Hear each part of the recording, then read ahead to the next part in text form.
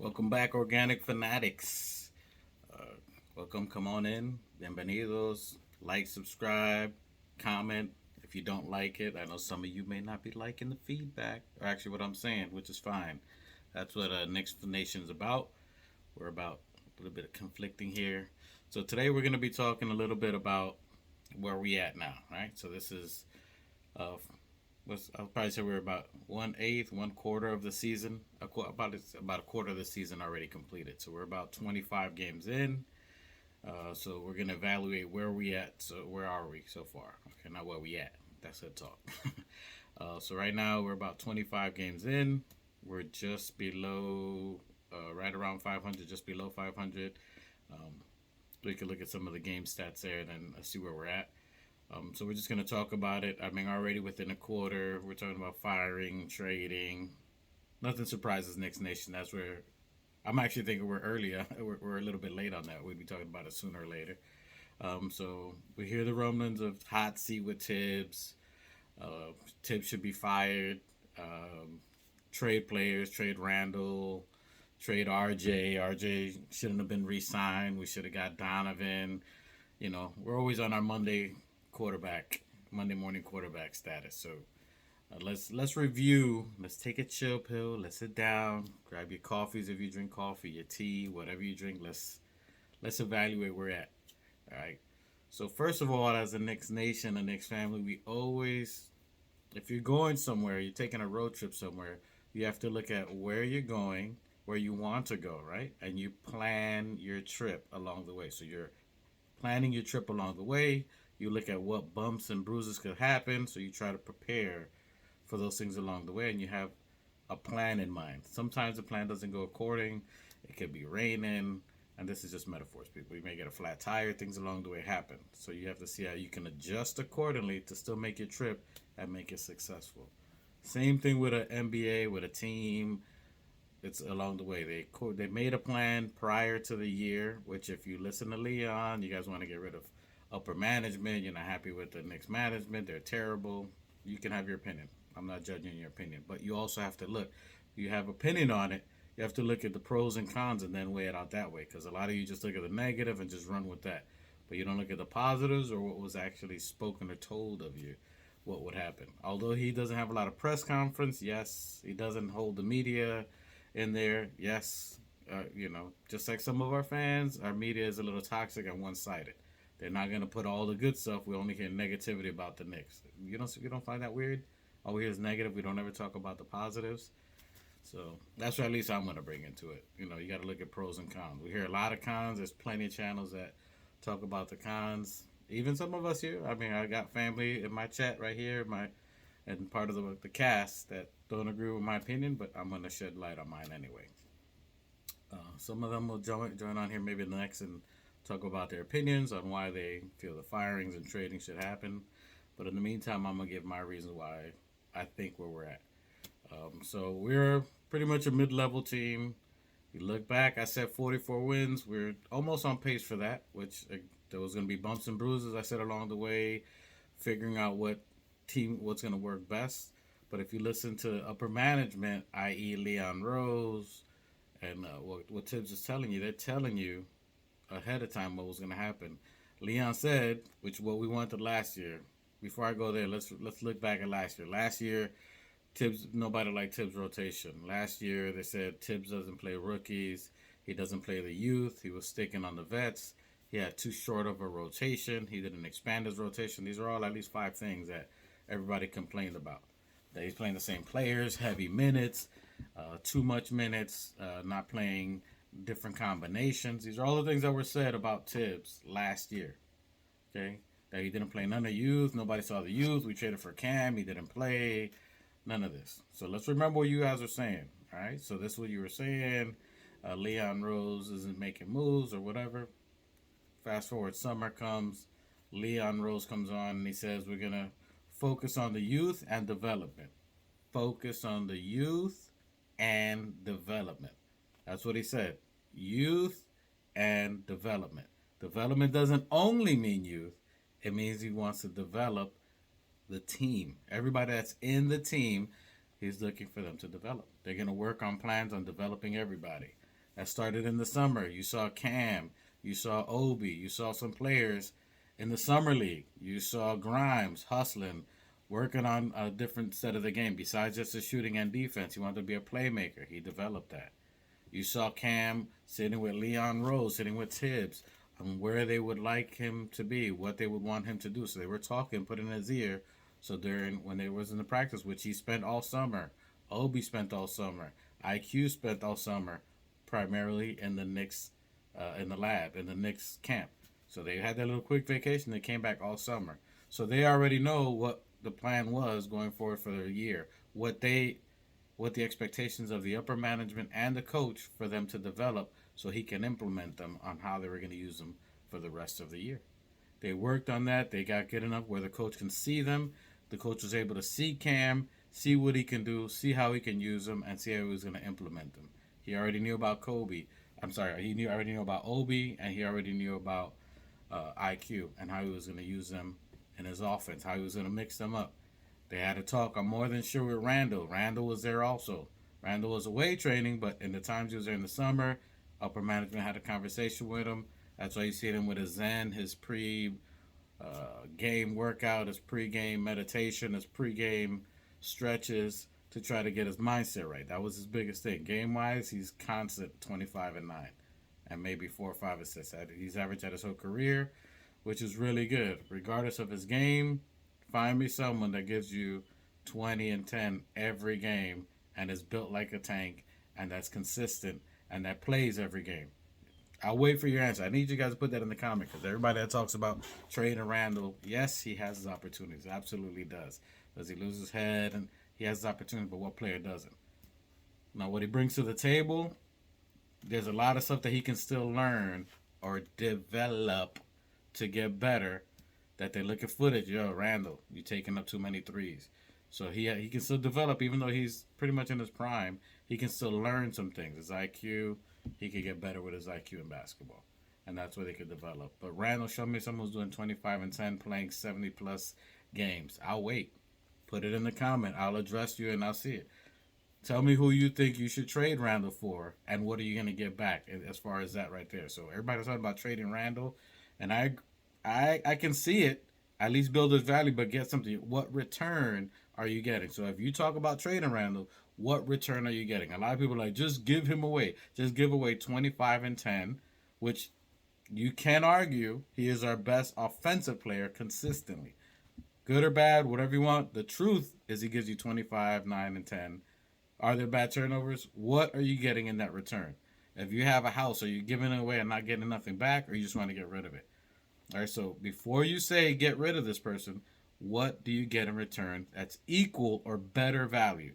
That's how sales work. You don't get anything to lose on the outcome. If you got a car, you're not going to sell it just to get rid of it and take less money. Okay, so you got to think smart. This is a business overall. So as a business, if this is your product, what if you're getting rid of it, what are you getting back in return?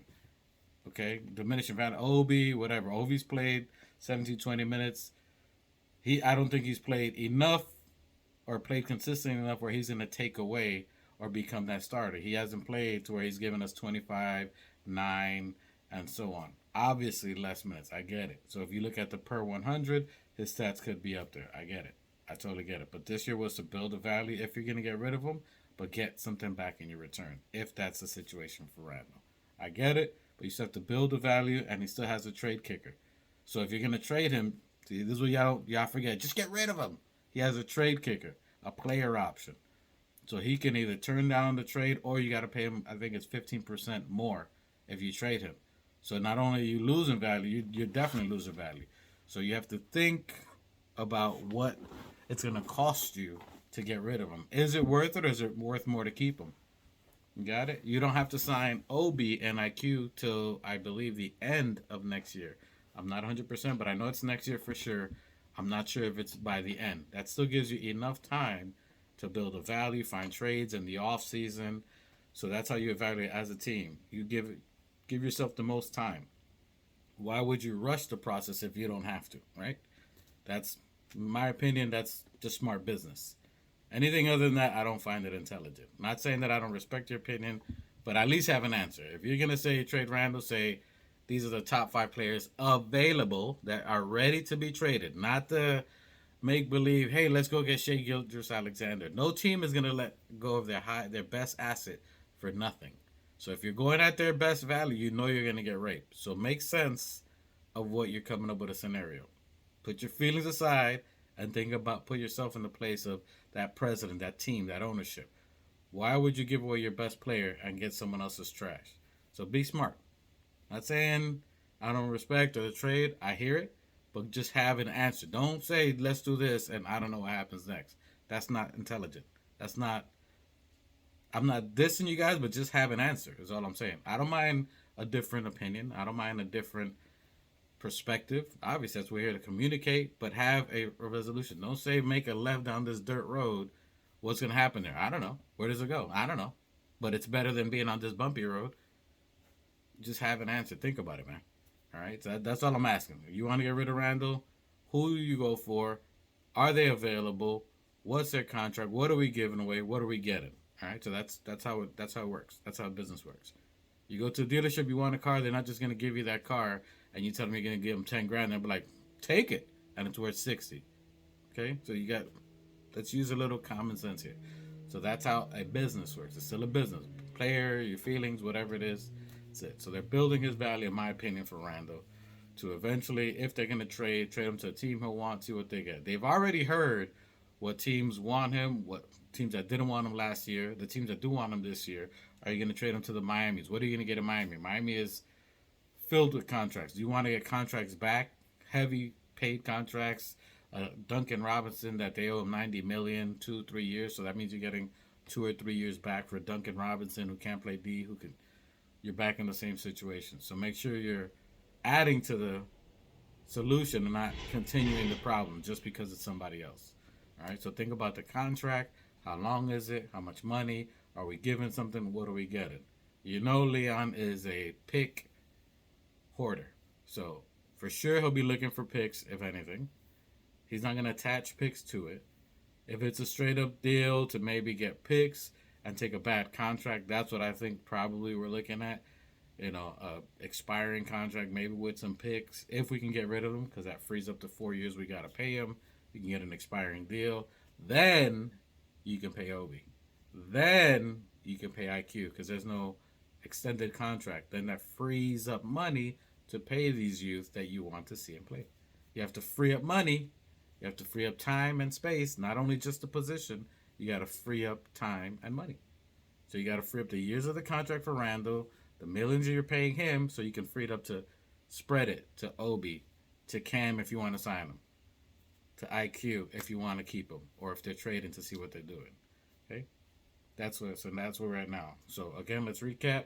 The management told you what was going to happen. We're going to look at our youth. We're going to develop and then observe. So through this year, the first quarter, as I digress, I passed that, but as we go through the quarter, you look at where we've been. Tibbs has played a rotation that's more than what he's used to doing, more than 9. He's tried almost every player. We've seen almost every single player, other than the Westchester players, play. We've seen Sims. We've seen Hartenstein. Deuce is now going to get the minutes that we were all looking for. He's going to start getting minutes. But we've seen him sporadically, even more than we saw him last year in his rookie year. We've seen him play within here. He's put him in the G League. We see him still continue to do well in G League. We just need that G League Deuce offense to transfer into the NBA. So hopefully with these minutes, he can contribute those points and offensive game to NBA. We know what he can do defensively, and that's exactly what we want. That's exactly what we need when JB's hurt, like he's been fighting through these last couple of weeks. Who can step up and help him out?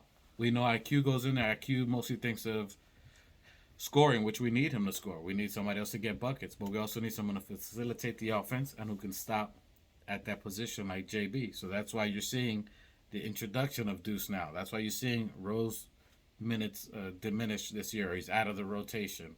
And Cam out of the rotation. We've seen Cam. We've seen Cam for almost 25 games. He's been good. He had a groin. He's up and he's down a little bit. He's still doing good. Way better than he's done. But he's not being consistent. And some of his health is starting to hurt. Whether it's a groin, maybe it's a little more serious. Maybe he needs more time. Groin isn't something that you can just pull for, 2 games and then you're back in there. That's something that lingers. We know, i.e. Frankie Ntilikina. So we want to make sure that he's healthy and consistent with himself. That's the one thing with Cam. You can't count. Not saying no, you can't count him as a starter, but if he's not healthy, if he can't be consistent as Brickhouse Randall, you have to look at these things. Yes, he's great. Yes, he can do the great finishes, and I love it. He's not consistent with his three. That's something he needs to work on. He can finish. He's a good defender. His length. Thibodeau loves him. Thibodeau has said, I like Cam. I like what he can do for us. I like what he brings to the floor. I like how he plays. He was starting, as a matter of fact, but guess what? He's hurt. Can Tibbs count on him to play if he can't stay healthy? No. So in that aspect, he's seen what he can do. He likes what he can do.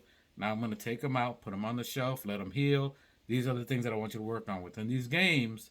This is what we've seen. This is what we liked. This is what we didn't like. These things that we didn't like, work on consistency with these things. When we do that, we'll get you back in the rotation. For now, I'm going to evaluate the rest of the team. That's what's happening now. Plain and simple.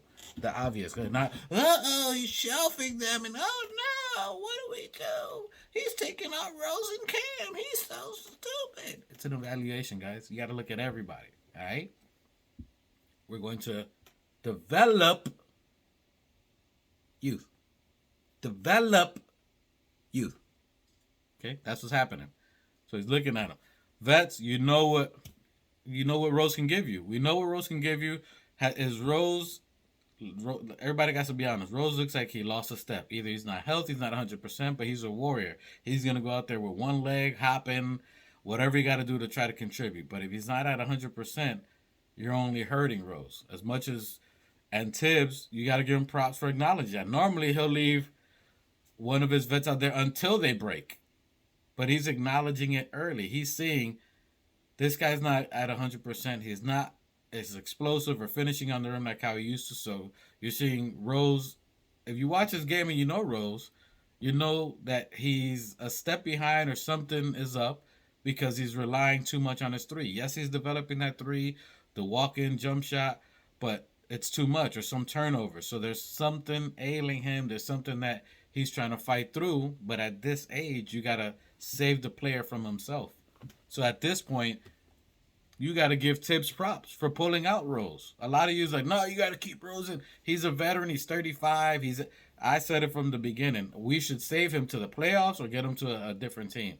But I think saving him, if we get to play in to playoffs, that's where you want a key Rose to be like how it was last year.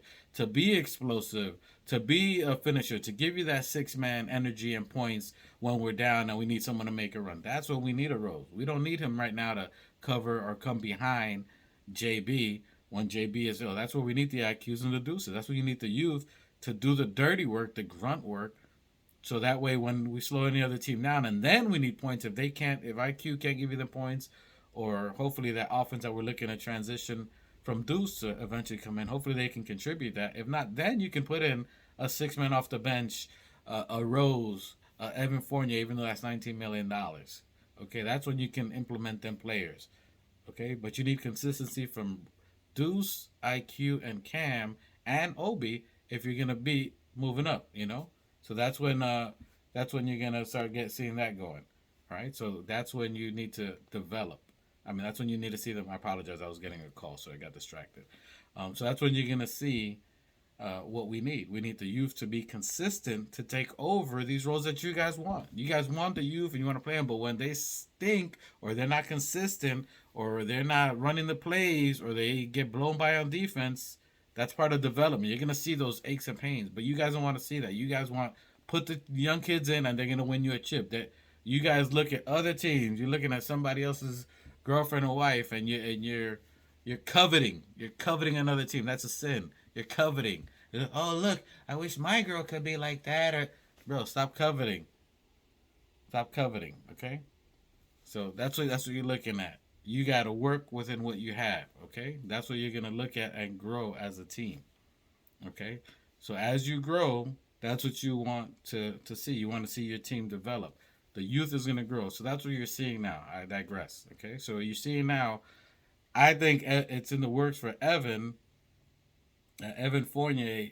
They had to have had a conversation with Evan, which shows professionalism on his aspect. Anybody else, Randall, if they told him, yo, they might trade you or we need you to bench, they wouldn't take it. So Evan, by leadership as an example, sitting on the bench as a professional, showing these young kids that, yo, this is a guy making 19 mil, 16, whatever it is, and he's sitting on the bench and ain't complaining. He's sitting on the bench and he's ready to, no matter, he's ready to give the team and celebrate with them when somebody else scores. That's a professional. That is someone that's a way of developing and teaching the youth. This is how you should be. Whether you make the most money, like this someone who's making way more money than you guys, and he's sitting down on the bench, not complaining, supporting. He's standing up and cheering whenever you make a good play, whether good, bad, or indifferent. He's there supporting. So that is development of what they're looking for the franchise to be, what their players they want to be. So that's still part of development. They're showing their youth how to be a professional. Their veterans are showing their youth how to be a professional. That's part of development too. That's building the chemistry that you want. That's a foundation work that nobody sees. That's a foundation of what you want your team to be. Supportive, no matter who's there, that everybody gets in. That's what Tip's talking about. To be ready and be ready to play. But I give props to Evan for that. Whether he's gonna get traded or not, I think that's what's happening now that they're had conversations that at that point I think they're gonna be maybe going in and maybe trading him. I think there's been conversation in the background. Hey, we might be trading you. We need you to behave like this in order to show these youth how to be. This is what we want you to be, but we'll get you in a situation that'll be best for you. So I think that's what's happening with Evan. Okay, so that's what you're seeing now: development and growth and youth.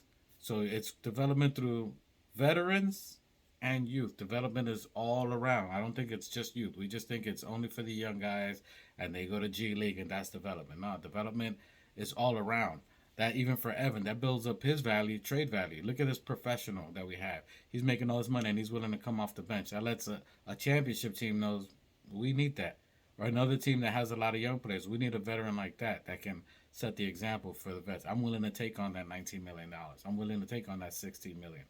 And then you have a trade asset and then you build the value. You build the value for that player and then you can acquire assets. Then it's a positive return instead of a diminishing return. Okay, that's what you're looking at. Same thing with Randall. Randall offensively is doing great. He's being a teammate. He bought dinner for the guys. He had a players only meeting. They played well after that. Does he have some lapses throughout the year? Yes. Is he trying too much? Yes. But he's our best offensive player. He's showing a difference, even though he's having some issues now with the refs and talking again. Hopefully he can reel that back in and this away trip or whatnot. But he's going to have some lapses, but he can still develop. But this positive Randall and this Randall for this year is better than what we saw last year. Okay, so if you're going to trade him, you want to trade him now before any negative press comes out and you build a value. There's teams showing interest, but the more closer we get to the January, February deadline, that's when you're going to see teams that are really desperate, that are like ready to go all in for a championship, that they'll take on. They're willing to take on that risk. So some teams have already expressed who has interest, who doesn't. He knows who's interested in Randall, but he's going to wait to build a value. He's going to wait for their desperation to be a little higher, like what teams do with us typically. They wait till we're desperate, like a Donovan Mitchell trade, to try to rape us for 7 years worth of picks. Was he worth it? Yeah, he's a great guy, but is he worth 7 years of regular? If we would have got him, we would have been what we're doing now, but with an all-star player. Would that be good for the Knicks, or would you guys still complain anyway? All right, you got to look at how you're going to develop an overall. You can't just look at today. You got to look at the long-term projections. You can't ruin your future for today now. We're a mid-level team. The teams that have beat us were really good teams. They're essentially playoff teams. The Milwaukee's, the Memphis, even though we got 1-1 with Memphis. Some of those teams, the Boston, all the teams that have beat us or that were bad losses were top playoff teams. I'll say top 4, top 5 teams that beat us, and they should, because they're a team that's been to the championship. Those are playoff teams. They should have beaten us. Now, if we learn from those teams and grow, then yes, we learned in the Memphis one. The first time they bodied us, we came back and beat them. So teams that we should be like the Detroits, those are fine. Those are going to happen. We're going to have some games that blowouts. A lot of teams have blowout teams. So now we blowout losses, sorry. So now can we learn? Can we grow from there? Now this is a quarter of the season. We're about a 500 team, which isn't terrible. If you look at our stats, we're good. Points in the game, we're 19th. Average scoring margin, we're about 21. So we're not that great. Fast break, we're 21. Points in the paint, we're fifth in the league. Assists per game, we're 25th. So those are areas of opportunity. So we still have areas that we can grow and develop on there. So, you know, that's what we're looking at now. So now we're looking at the best chances to win. Now, last year, we rode the same veterans for 25 games, and that's what we're screaming, play the youth, play the youth. And now we're doing that, and a mix of players, a mix of decisions on there. Even Coach Tibbs is developing. Coach Tibbs is developing, learning how to make substitutions, learning how to mix youth with veterans, which youth works with the veterans. He's developing too. That's why you're not gonna see him get out of here. That was the first pick of Leon. Hey, Tibbs, this is what you did last year. This is what I want you to do. So he's learning and developing. He's learning how to switch his game up. He's not being as stubborn. So he's learning, and the front office is telling him what they want to do. A lot of stuff that you're seeing is from the front office. It's not only what he wants. So in order to keep his job, he has to do what they want. Play the youth. You understand? So this is where it's developing on there. All together, everyone's developing. So as a quarter year review, I'll say we're right at about a C. It's not terrible. We're about a 500. We're about a C team, a C grade. Not a low C because we haven't had consistent play. We've had injuries. You got to think of as well Donovan. Not Donovan Mitchell. Get rid of him. I'm talking about Mitchell Robinson. He's been hurt about 7 games. That's maybe 1/5 of the games that we played. He's been injured. He hasn't been there. So you can't have that consistent defense that's been on there. Cam, that times when we have played him, he's missed some games. So we counted on him on the games he played. He played very good defensively, but there were some games he was out. Grimes was hurt. We haven't had consistency with Grimes. Evan, you're not giving props to Tibbs. We sat Evan for almost 9 games. Everybody's talking about get rid of him, where he's out of there, and we're not that much better. So you guys got to look at the whole situation, the whole development. All right, so we still got time. We're still developing. You got to wait. Wait till after February. Whatever you're talking about trades, it's going to happen by February. Evan is probably going to be gone. We're trying to build Randall's value, but realistically, he's our best off. If we got rid of Randall now, we would be our playoffs. We would be getting a top lottery pick, which we still may. Okay, because we still got our picks, and we got, I think, 3 other picks this year that we can use to trade up and maybe get a Scoop Henderson or some other talented player. We're not going to get Wembayama. Stop. Don't. Early talk. Don't talk about Wembayama. Just don't. Just don't do it. You can start looking at some of the draft players. Look at a top 10. Whoever's between a 6 and 12 player. That's where I think we're going to be the sweet spot. 6 and 12. Could we move up? We can give someone 3 picks for their 1 and maybe get into the top 3. Possibly. I'll throw it out early because we got 3 picks this year. Maybe throw a couple of seconds or something like that. You know, maybe OKC doesn't want, if they don't get Wembayama, they may not want to move in there. So maybe we trade more picks or whatever, or maybe Orlando's pick heavy, so we'll see what we get. We'll see where we can move up. But that's another conversation. For right now, stick to the plan. If you have a difference of opinion, I respect it. But please have a solution. Put it on the comment. Who do you want to trade for? If you get rid of Randall, who would you get? What do we get out of it? Do we get picks? Is there an extended contract? Is it a contract expiring? What do we do? If we start Obi, what does that starting lineup look at? What can Obi contribute to us defensively? Look at all that. If you want to talk about Tibbs, you're firing Tibbs, great. Who's the coach that you would replace him with? Because we're looking for consistency. Players that are all-stars want consistency too, even though they're trying to fire their coaches and all that. Look at Kevin Durant. They got Kevin Durant, KD, Kyrie, and Ben Simmons, and look where they're at. They're mediocre, less than us, and they got a way bigger payroll. So you got to look at the whole situation. Are they better than us? Have they got way better talent? Is their coach Jacques Vaughn better than Tibbs? Is his substitution and his rotations better? Who's available as a coach?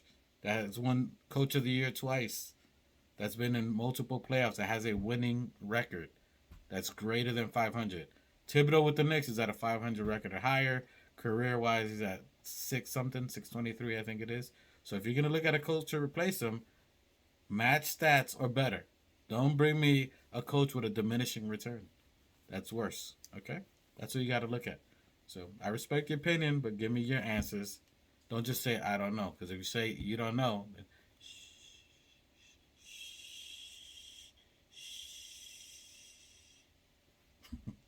All right, welcome to the Organic Fanatics. I'd love to hear your opinion.